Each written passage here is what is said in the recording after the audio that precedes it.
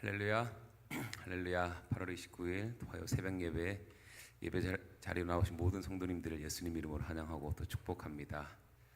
온 세상 만물을 창조하시고 우리의 생명을 주관하시는 주님께서 저희들에게 호흡을 주시는 이유는 하나님을 찬양하고 또 이 세상에서 저희들이 감당해야 되는 사명이 있기 때문인 줄로 믿습니다.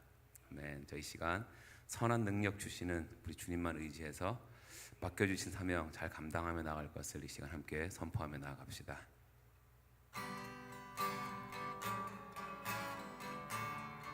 주 선한 능력으로 안으시네. 그 크신 팔로 날 붙드시네. 절망 속에도 흔들리지 않고 사랑하는 주 얼굴 구하리. 선한 능력으로 일어서리. 주만 의지하리. 믿음으로 우리 고대한에 주 오실 그날 영광의 새날을 맞이하리.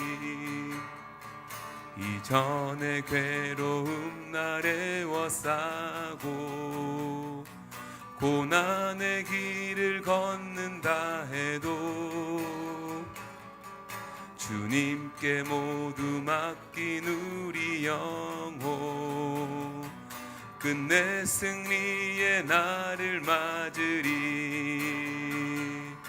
선한 능력으로 일어서리. 주만 의지하리. 믿음으로 우리 고대한에 주 오실 그날 영광의 새날을 맞이하리. 주님이 마신 고난에 쓴 잔을 우리도 감사하며 받으리. 주님의 남은 고난 채워가며 예수와 복음 위에 살리라. 예수와 복음 위에 살리라. 예수와 복음 위에 살리라. 선한 능력으로 일어서리. 주만 의지하리. 믿음으로 우리 고대한에 주 오실 그날 승리의 새날을 맞이하리. 선한 능력으로 일어서리. 주만 의지하리. 믿음으로 우리 고대한에 주 오실 그날 승리의 새날을 맞이하리. 시간 마지막으로 고백하겠습니다. 주님이 마신 고난에 쓴 잔을 우리도 감사하며 받으리. 주님의 남은 고난 채워가며 예수와 복음 위에 살리라. 예수와 복음 위에 살리라. 예수와 복음 위에 살리라. 예수와 복음 위에 살리라.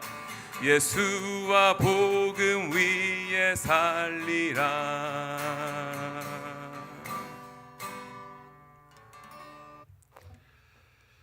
좋으신 아버지 하나님 감사합니다. 이른 아침에도 믿음을 가지고 주님 전에 나온 주의 백성들, 영상으로 예배를 참여하는 모든 분들, 하나님께서 오늘 하루 살아가는 동안에도 은혜와 진리 가운데 충만한 삶을 살아갈 수 있도록 성령님께서 인도해 주시기를 간절히 소원합니다. 질병 가운데 놓여있는 성도들이 있다면 주님 그것으로부터 해방시켜 주시고 온전히 회복되어지는 나음을 입게 하여 주옵소서. 각 가정에 기도하는 제목들이 있을 것입니다. 한 주간의 삶을 살아갈 때에 기도 가운데 해결되어지는 것을 맛보아 알 수 있도록 하나님의 동행하심을 경험할 수 있도록 복 내려 주옵소서. 또한 저희 교회 교육부를 위해서 기도합니다. 주일학교로부터 영어부 하나님 올려드리오니 다음 세대를 준비하는 교회가 되기를 원하옵고, 이제 새로 부임한 영어부 사역자 위에 기름 부어 주셔서 앞으로 젊은 세대들이 저희 교회를 짊어지고 이끌어갈 수 있도록 기름 부어 주시기를 원합니다.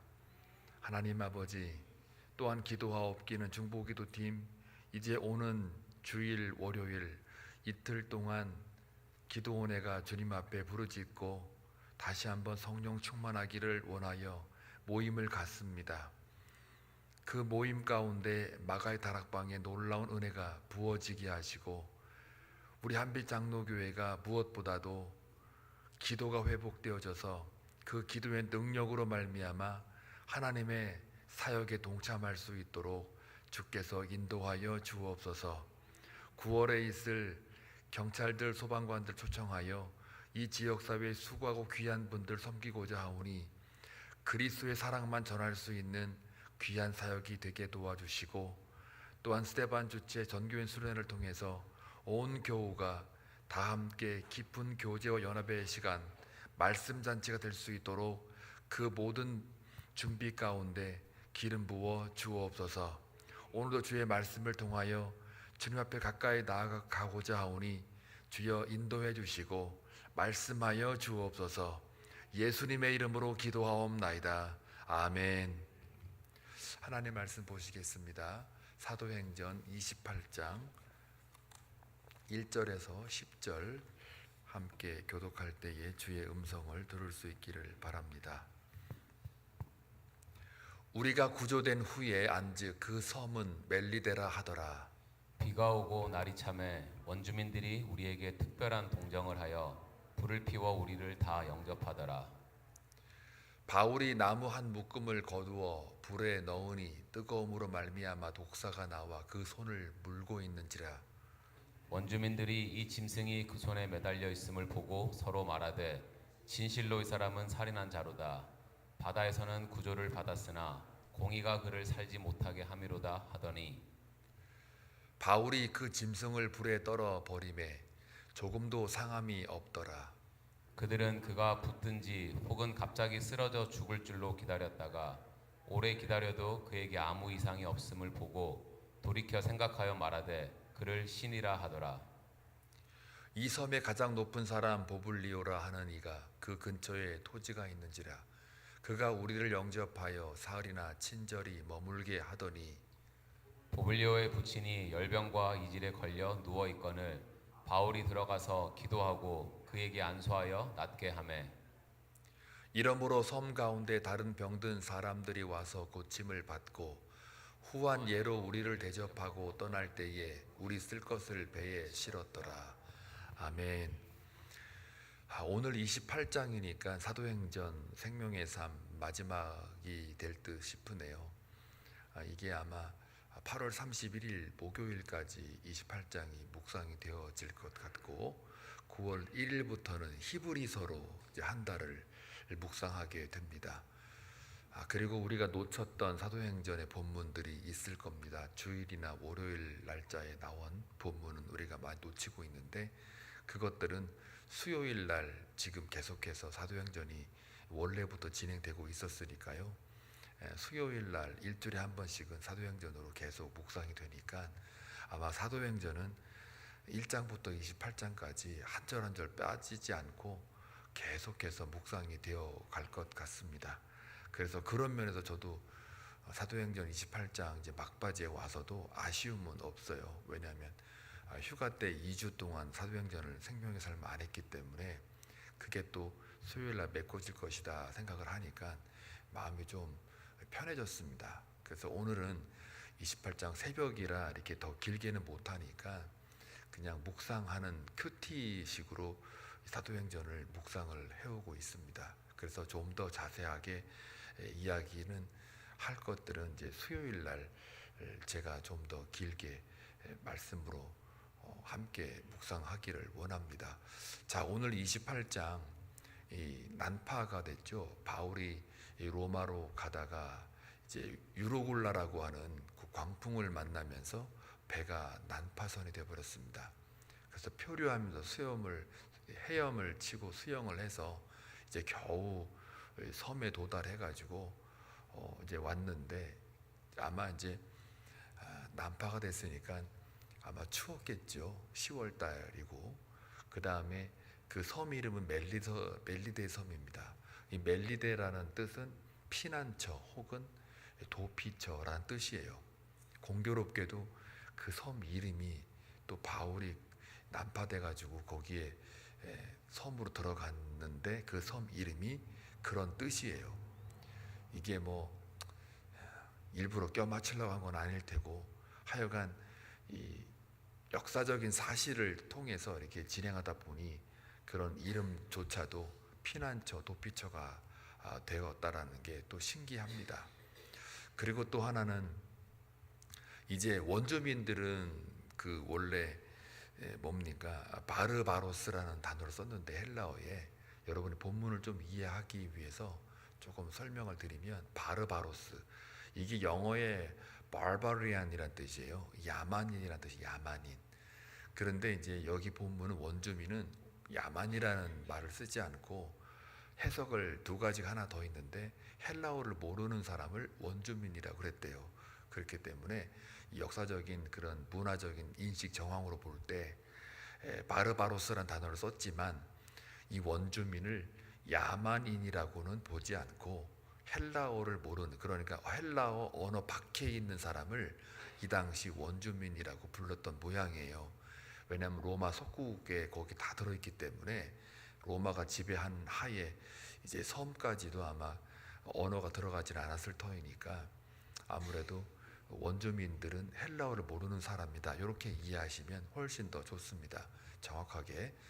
자, 그런데 보통 원주민 그러면 여러분들 외부 사람들이 들어오거나 낯선 사람이 들어오면 경계하거나 두려워하는 게 그게 보통 일이거든요.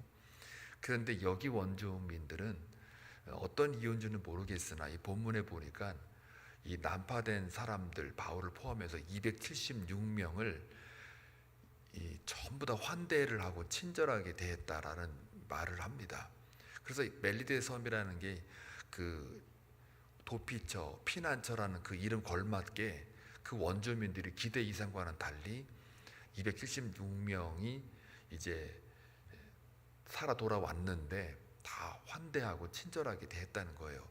아무도 두려워하거나 경계하거나 그렇게 하지 않았다는 이야기입니다. 그리고 또 하나 신기한 거는, 오늘 읽지 않았지만 27장 이렇게 보면은 이미 광풍이 불어올 때에 많은 사람들이 두려워했다고 그랬어요. 그때 바울이 뭐라 그래요? 우리는 죽지 않는다. 뭘 믿고 죽지 않는다 말했을까요? 여러분이 배 타고 막 가다가 막 광풍이 막 몰아치고 난리치는데 여러분 안 죽어, 걱정하지 마, 이렇게 말할 자신이 있으십니까? 이게 하나님의 그 소명 따라 하나님이 자기를 로마 황제 앞에까지 서게 하는 그 사명자의 삶을 확신하는 바울에게 있어서는 아마 그런 믿음이 섰던 모양이에요. 그래서 바울의 예언대로 이들이 한 명도 죽지 않고 이 섬에 지금 도착을 한 거죠. 그러니까 이게 지금 다 바울의 그 하나님을 향한 그 믿음에 대해서 나오는 예언이죠. 그 예언대로 성취가 됐어요. 아무도 죽지 않았고, 또 바울이 그 예언에 대한 얘기도 제가 말씀드리자면, 마태복음 16장 18절에 보게 되면요, 어떤 말씀이 있느냐면, 그 예수님이 말씀하셨는데요, 제자들에게 약속하였던 표적이 있었는데요, 뱀을 집어 올리며 무슨 독을 마실지라도 해를 받지 아니할 것이라. 이 말씀이 오늘 바울에게 성취가 돼요. 그러니까 추워가지고 이제 당연히 불을 이제 지피기 위해서 나무 한 묶음을 갖다 집어 넣었더니 이제 거기서 뜨거운 열기 때문에 아마 거기에 딸려 있는 뱀이 이제 그 바울의 손을 물었던 모양이죠. 그리고 오늘 본문에 보니까 이 물린 거를 이렇게 손을 이렇게 딱 들었다고 되어 있으니까 누구나가 다 뱀에 물려 있는 거를 사람들이 보게 됐죠. 근데 원주민들은요, 그걸 보고서 뭐라 그래요? 저 사람 살인자다. 그러니까 그 원주민들의 그 문화와 종교 신념 속에는 분명히 이 사람의 생명은 신에게 달려 있다라고 하는 그게 있는 것 같고, 그 다음에 또 하나는 저 사람이 저렇게 난파가 돼가지고 살아 돌아왔지만 결국 저렇게 죽어야 되는, 독사에 물려서 죽을 수밖에 없는 그러한 자리에 놓여 있다는 것은 신에 의해서 저 사람은 처벌을 받는, 죽어야 마땅하는 죄를 지었는가 보다. 그래서 그 바울을 향해서 뭐라 그러냐면 살인자라고 얘기하는 거예요. 디케라는 단어 썼어요. 여기서 공의, 정의라는 말을 쓰는데요, 공의의 신, 정의의 신이 저 사람을 가만두지 않고 죽게 하였구나 라고 하는 디케라는 단어를 썼어요. 이걸 볼 때에 저 사람은 겨우 살아 돌아왔어, 살려고 발버둥을 쳤으나 이 섬에 들어와 가지고 우리가 알고 있는 그 신에 대한 인식 속에 볼 때 저 사람은 분명 살인자다라는 거예요. 엉뚱하죠. 바울이 만약에 너는 살인자구나, 결국 네가 디케라고 하는 신 때문에, 공의의 신 때문에 결국 네가 도망쳐 나와도 죄수의 몸이라고 들었는데 네가 결국 죽는구나, 여기서 너는 빠져나갈 수가 없구나, 어차피 너 재판받아갖고 죽을 사람인 것 같은데 여기서 신의 심판받고 죽는구나, 이렇게 처음에는 이해를 한단 말이죠. 그런데 안 죽어요. 독사에 물렸는데 안 죽어요. 한참을 지났는데 몸이 좀 붓고 좀 아프고 통증이 있어야 되고 쓰러져야 되는데 이 바울이 죽지를 않는 거예요. 그러니까 또 이거는 또 뭡니까? 살인자가 아니라 오히려 이거는 독에 물려 이제 독이 퍼져나가는데도 안 죽는 거 보니까 저거는 분명 신적인 능력이 그 안에 흐르는구나, 신이 택한 사람이구나. 이게요, 바울이나 바나바가 옛날에 루스드라고 하는 곳에서 이렇게 전도하다가 이제 사람을 치유한 경우가 있었잖아요. 그때의 바울과 바나바를 사람들이 뭐라 그랬냐면, 뭐라 그랬어요? 기억나세요? 기억 안 나는 줄 믿고 말합니다. 제우스 아니면 헤르메스라는 단어를 썼어요. 그 신의 이름이거든요. 제우스는 여러분 아시죠? 그 그리스의 최고의 신을 제우스라고 합니다. 창조의 신이라고도 해요. 그런데 그 신이라고 사람들이 얘기를 하는 거예요. 바울과 바나바가 사람을 고쳐줬다고 그래가지고 저 사람은 제우스 아니면 헤르메스다, 이렇게 얘기를 하는 걸로 봐서는 그 당시 사람들은 어떤 신적인 그런 능력을 가졌거나 아니면은 상식이나 어떤 이성을 초월한 초자연적인 그런 현상이 그 사람의 몸에 이게 벌어지게 되면 그거를 하나의 신성화했던 그런 문화가, 종교가 있었던 것 같아요. 특히 그리스는 그렇거든요. 그리스 그러면 철학이 유명하잖아요.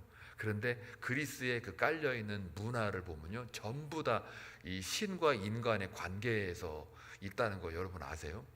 그리스만큼 다 신이 없습니다. 그러니까 신이 엄청 많다는 거예요. 모든 인간 관계 속에서 신들이 굉장히 많아요. 그리고 인간은 신의 어떤 그런 모습을 원형으로 따왔기 때문에, 그래서 인간 안에 신의 모습이 있다라고 믿는 게 그리스 사람들이에요.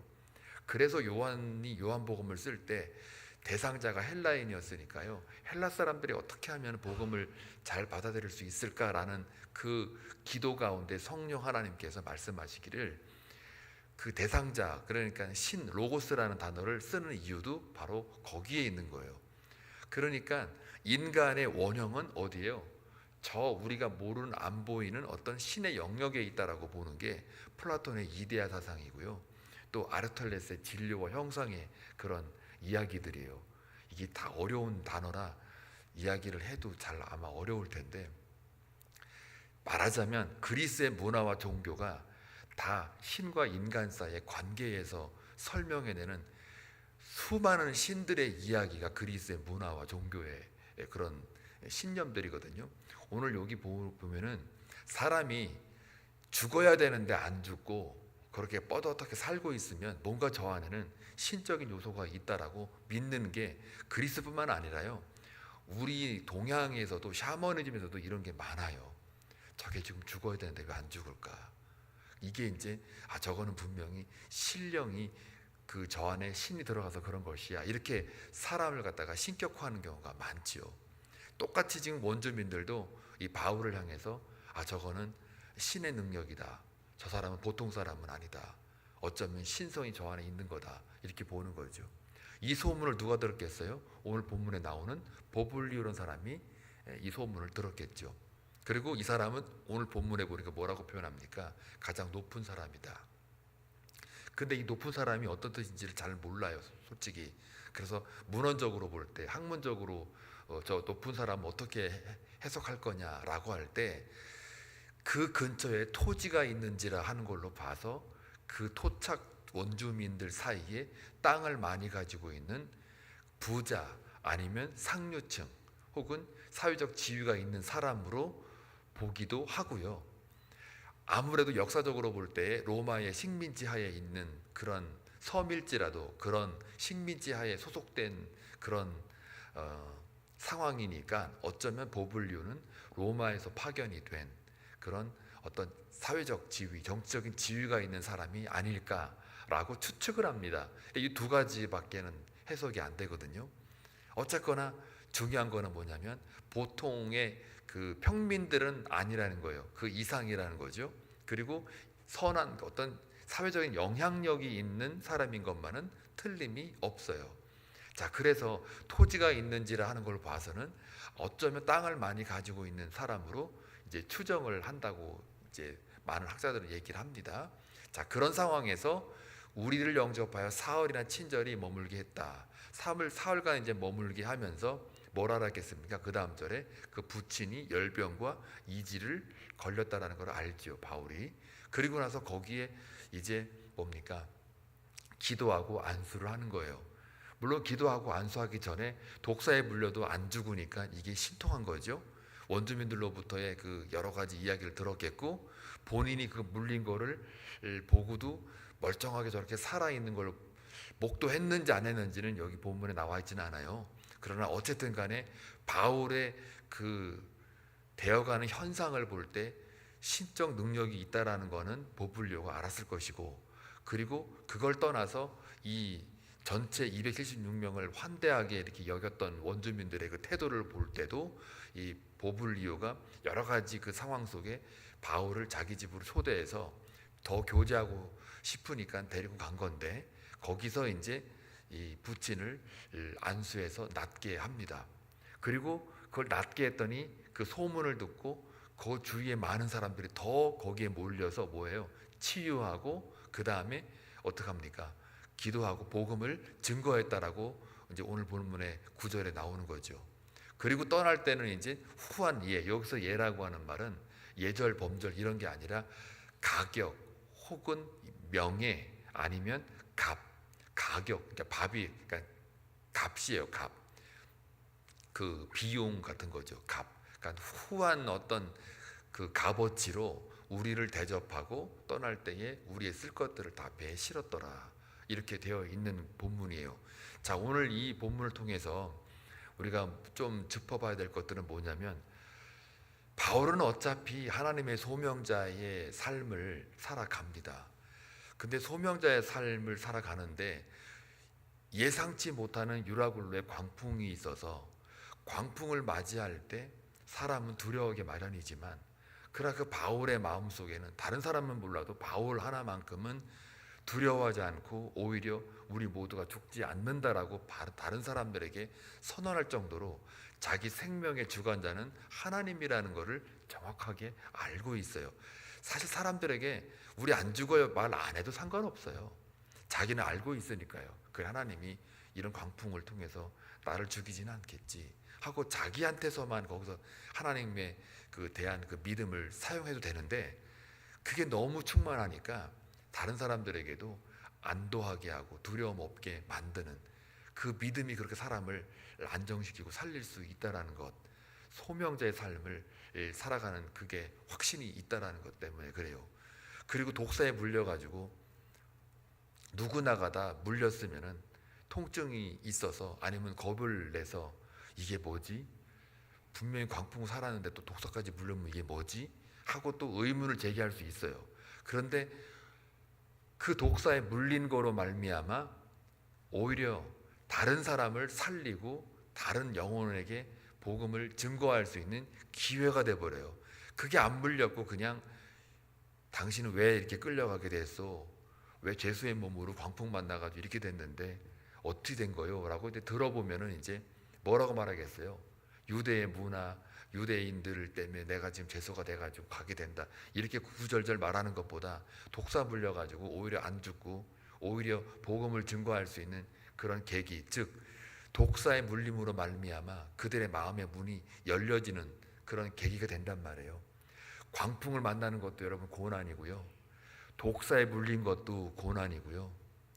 죄수로 끌려가는 것도 고난이고요. 이게 모든 게 다 고난인데 그 모든 고난 속에 바울의 마음에는 그리스도의 마음으로 꽉 차서 소명자 삶을 당당하게 살아가는, 그래서 내 생명이 하나님의 은혜와 섭리 가운데 움직이고 있다는 것을 정확하게 지금 바울은 알고 있다는 거예요.